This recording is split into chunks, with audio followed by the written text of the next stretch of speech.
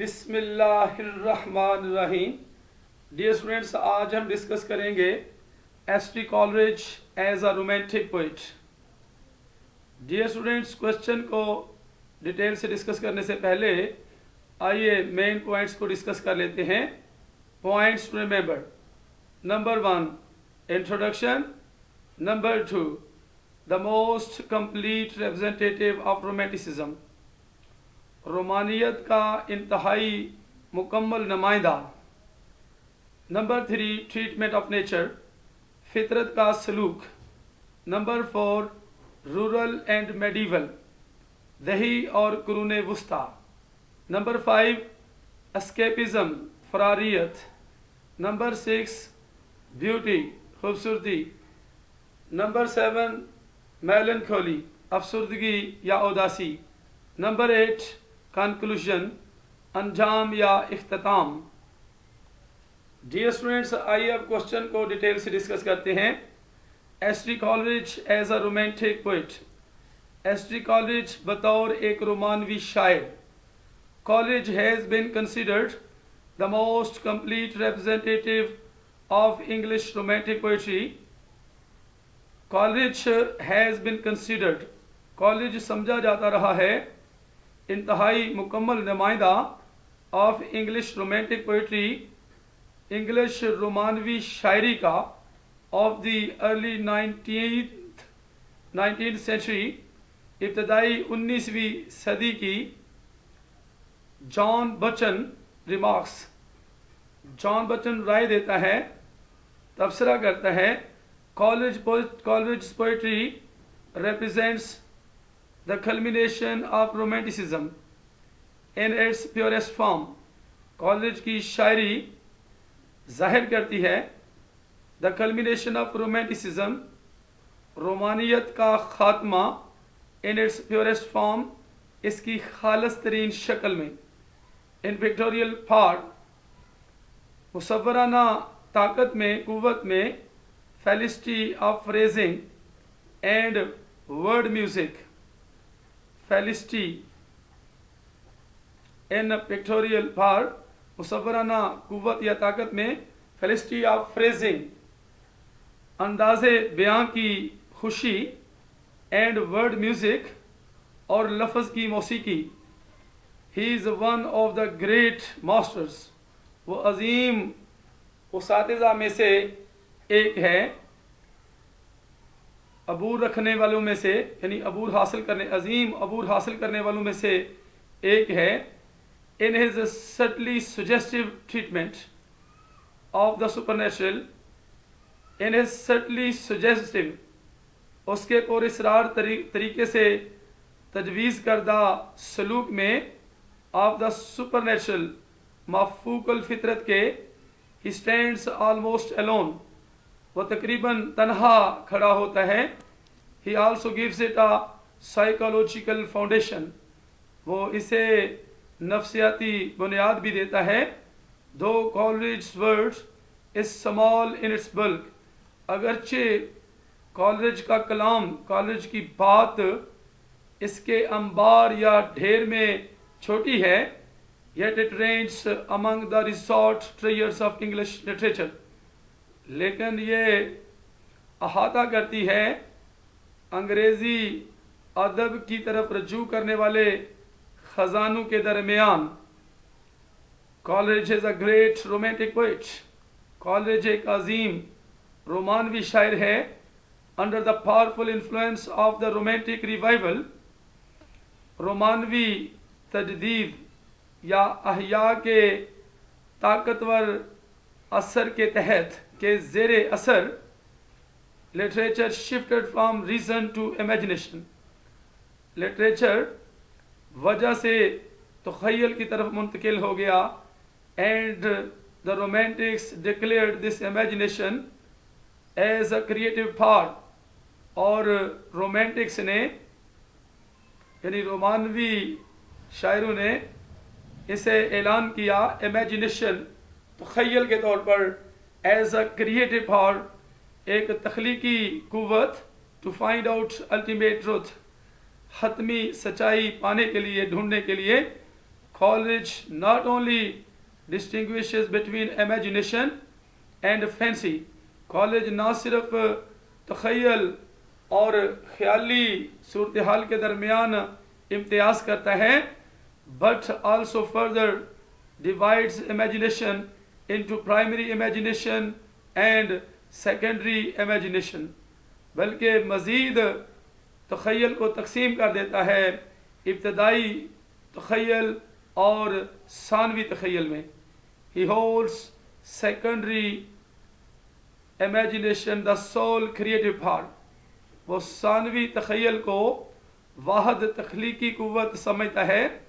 Like all the romantic poets, تمام رومانوی شاعروں کی طرح Coleridge's poetry is rooted in imagination. Coleridge کی شاعری جڑیں پکڑ چکی ہے in imagination تخیل میں. He is considered to be the most imaginative poet. اسے انتہائی پر تخیل شاعر سمجھا جاتا ہے as a romantic poet. رومانوی شاعر کے طور پر he stands supreme in the treatment of the supernatural. He stands supreme. وہ سب سے اعلیٰ کھڑا ہوتا ہے in the treatment of the supernatural. مفوق الفطرت کے سلوک میں he is both an epic and school in himself. وہ اپنے آپ میں زمانہ اور سکول دونوں ہے. Coleridge supernaturalism was quite different from that of the Gothic. Coleridge کی مفوق الفطرتی بالکل مختلف تھی from that of the Gothic کی مفوق الفطرتی سے. Romantic of the 18th century, 18ویں صدی کے romantic رومانوی whose supernaturalism was gruesome, horrible and blood curdling. جن کی مفوق الفطرتی لرزہ خیز، خوفناک اور خون کو گھمانے والی تھی. On the other hand, دوسری طرف Coleridge's supernaturalism was psychological, realistic and convincing. Coleridge کی مفوق الفطرتی نفسیاتی، حقیقت پسندانہ اور قائل کرنے والی تھی. Thus it is more effective. اس طرح یہ زیادہ مؤثر ہے. It was a phenomena of mind. یہ ذہن کا مظہر تھا. For example, in the Ancient Mariner, مثال کے طور پر Ancient Mariner poem میں he says that Mariner holds up the wedding guest. وہ کہتا ہے کہ میرینر ملاح رکھتا ہے ویڈنگ گیسٹ، شادی کا مہمان، with his glittering eyes، اپنی چمکنے والی آنکھوں کے ساتھ. in the treatment of nature، فطرت کے سلوک میں Coleridge also assumes the role of a master. Coleridge ایک ماسٹر کا کردار بھی اختیار کرتا ہے. under the influence of Wordsworth کے زیر اثر he became an admirer of nature. وہ فطرت کا مداح بن گیا. though later on، اگرچہ بعد میں he abjured Wordsworthian views، اس نے Wordsworthian نظریات سے، آراء سے انکار کر دیا. yet it could not detract from greatness of nature. البتہ یہ فطرت کی عظمت سے نہ روک سکی، یہ بات فطرت کی عظمت سے نہ روک سکی. his nature description is so delicate and precise. اس کی فطرت کی تفصیل یا فطرت کی وضاحت یا بیان اتنا نازک اور بالکل واضح ہے which no other poet جو کہ کوئی دوسرا شاعر except Keats is able to present. Keats کے سوا کوئی دوسرا شاعر اس کو پیش کرنے کے قابل نہیں ہے. there is also universality and variety. اس میں افاقیت اور اختلاف بھی ہے in his description of nature, اس کی فطرت کی تفصیل میں. The 18th century classicists were interested in a sort of poetic diction. 18ویں صدی کے کلاسیکی ماہرین دلچسپی رکھتے تھے in a sort of poetic diction, ایک قسم کی شاعرانہ بولی میں, which was artificial and bombastic, جو مصنوعی اور شاندار قسم کی تھی. whereas the romantics introduced simple day to day language, جبکہ رومانوی شاعروں نے سادہ ڈے ٹو ڈے لینگویج, روزمرہ کی زبان متعارف کروائی. College also implies simple and familiar language. College سادہ اور جانی پہچانی زبان استعمال کرتا ہے. He says, وہ کہتا ہے, he prayeth well who liveth well, اس نے اچھی دعا کی جو رواں دواں تھا اچھی طرح سے, جو اچھی زندگی گزار رہا تھا. both man and bird and beast, دونوں انسان اور پرندہ اور حیوان. unlike the classics who dealt with the elite class, unlike the classics, کلاسیکی کے خلاف کے برعکس جنہوں نے اشرافیہ طبقے سے سلوک کیا, the romantics dwelt with the rural and medieval life. رومانوی شاعروں نے رہائش اختیار کی دہی اور قرون وسطی کی زندگی میں. College also fascinated by rural and ancient life. College دہی اور قدیم زندگی سے مسحور تھا. The ancient mariner takes us to medieval age. Ancient mariner ہمیں قرون وسطی کے زمانے کی طرف لے جاتی ہے. In Christabel, the atmosphere is medieval. Christabel poem میں ماحول یا فضا میڈیول ہے, قرون وسطی جیسی ہے. اینڈ ان قبلہ خان, اور قبلہ خان میں وی آلسو فائنڈ رورل سالیٹیوڈس, ہم دیہی تنہائیاں بھی پاتے ہیں, یعنی دیہاتی تنہائیاں. آل دا رومانٹکس ور اسکیپسٹ, تمام رومانوی شاعر فراریت پسند تھے.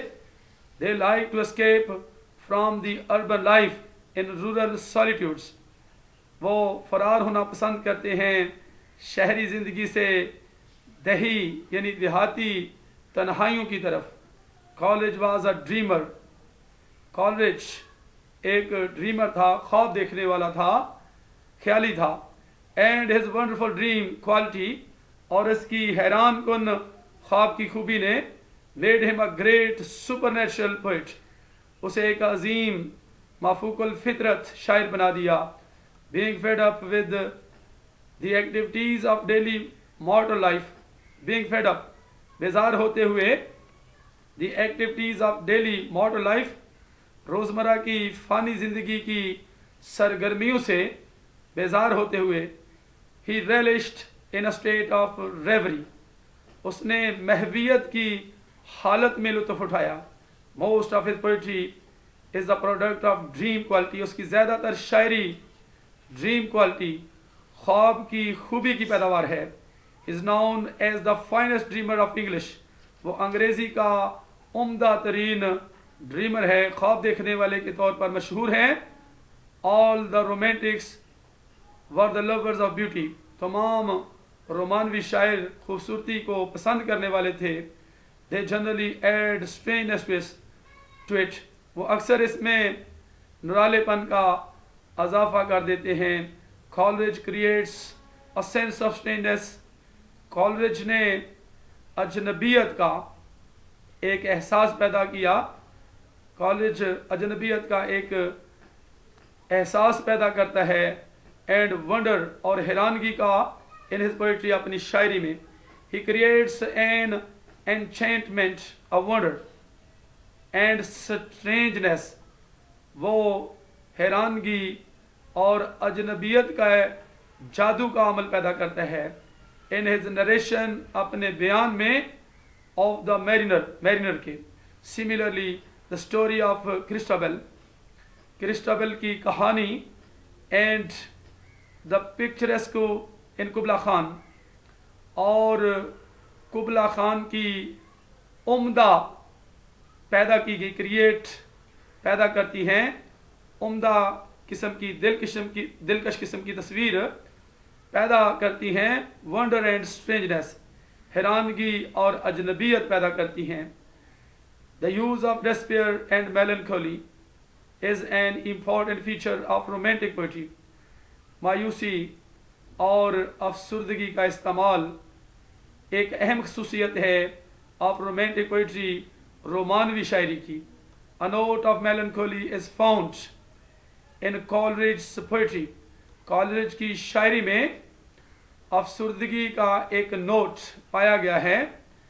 In dejection and ode، اداسی یا ملال ایک غزل میں. He appears melancholic، وہ افسردہ ظاہر ہوتا ہے. While talking about a grief without a pang، بات کرتے ہوئے ایک غم بغیر درد کے ایک غم کے بارے میں. which finds no natural outlet، no relief، جو کوئی قدرتی نکاس یا آرام یا تسکین نہیں پاتا ہے. all the romantics، تمام رومانوی شاعر، اور lyrical in their poetry، اپنی شاعری میں گنائی ہیں. they love lyricism، وہ گنائیت سے پیار کرتے ہیں. and create music in their poetry، اور اپنی شاعری میں موسیقی پیدا کرتے ہیں. by choosing musical words، موسیقی کے الفاظ چنتے ہوئے. and by arranging them rhythmically، اور انہیں سر کے ساتھ ترتیب دیتے ہوئے. Coleridge is one of the most melodious poets۔ Coleridge انتہائی سریلے شاعروں میں سے ایک ہے۔ He says، وہ کہتے ہیں the fair breeze blew، صاف باد صبا چلی، the white foam flew، سفید جھاگ اڑی، the furrow followed free، نالی یا سیاڑ یا جھری نے پیچھا کیا آزاد۔ We were the first that ever burst، ہم پہلے تھے جو کبھی پھٹے۔ Into that silent sea، اس خاموش سمندر میں۔ Though both Coleridge and Wordsworth together laid the foundation for the romantic revival، اگرچہ کالرج اور ورڈسورتھ دونوں نے مل کر رومانوی تجدید کی بنیاد رکھی، yet in certain aspects، البتہ خاص پہلوؤں میں، Coleridge's poetry illustrates the romantic temper better than any other poet۔ Coleridge کی شاعری بیان کرتی ہے the romantic temper، رومانوی مزاج کو کسی دوسرے شاعر سے زیادہ بہتر بیان کرتی ہے۔ Therefore we can indisputably call him a great romantic poet۔ اس لیے ہم اسے یقیناً، یعنی ناقابل اعتراض طور پر یا یقیناً اسے ایک عظیم رومانوی شاعر کہتے ہیں۔ His poetry is the most finished، اس کی شاعری most finished، انتہائی تیار شدہ ہے۔ It is supreme embodiment of all that is the purest، یہ اعلیٰ مجسمہ ہے، عملی اظہار ہے اس تمام کا۔ That is the purest، جو خالص ترین ہے۔ And most ethereal in the romantic spirit، اور رومانوی روح میں انتہائی ہوائی ہے، ethereal ہے۔ He is regarded as the most complete representative، اسے انتہائی مکمل نمائندہ سمجھا جاتا ہے of English romantic poetry، English رومانوی شاعری کا of early 90th century، ابتدائی 19ویں صدی کی انگلش رومانوی شاعری کا نمائندہ سمجھا جاتا ہے۔ ڈیئر اسٹوڈینٹس اس کے ساتھ ہی S T Coleridge as a romantic poet کا کوشچن ختم ہوتا ہے. تو نیکسٹ ملتے ہیں اگلی ویڈیو میں. اپنا بہت سا خیال رکھیے گا. اللہ حافظ.